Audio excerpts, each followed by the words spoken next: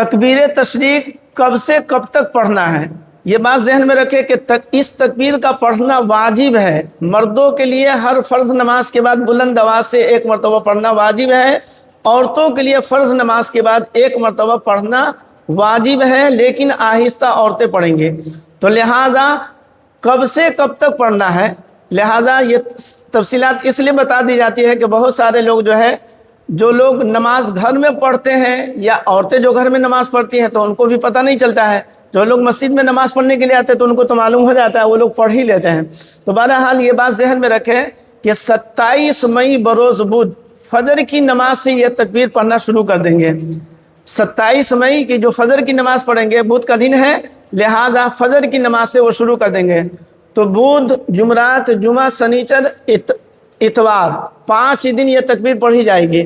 تو لہذا یہ تکبیر 5 دن پڑھنی ہے، 9، 10، 11، 12، 13، یہ چاند کی تاریخ ہو گئی۔ انگریزی تاریخ 27، 28، 29، 30، چونکہ یہ 31 کا مہینہ ہے مئی، تو 31 مئی بروز اتوار کے دن عصر کی نماز تک پڑھنا ہے، مغرب کی نماز سے پھر نہیں پڑھنا ہے۔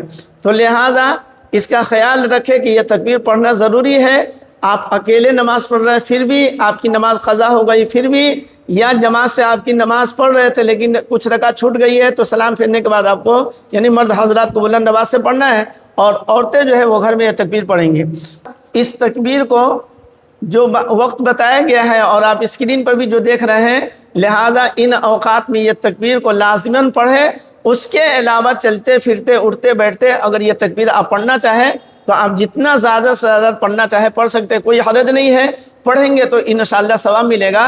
لیکن نماز کے بعد پڑھنا مردوں کے لیے ایک مرتبہ واجب ہے، بلند آواز سے پڑھنا فرض نماز کے بعد، اور اسی طریقے سے عورتوں کے لیے ایک مرتبہ فرض نماز کے بعد آہستہ پڑھنا ان کے لیے بھی واجب ہے۔ اسی طریقے سے عید بقرعید کی نماز پڑھنے کے لیے جائیں گے تو گھر سے جو نکلیں گے تو یہ تکبیر بلند آواز سے پڑھتے ہوئے جائیں گے اور بلند آواز سے پڑھتے ہوئے گھر واپس آئیں گے۔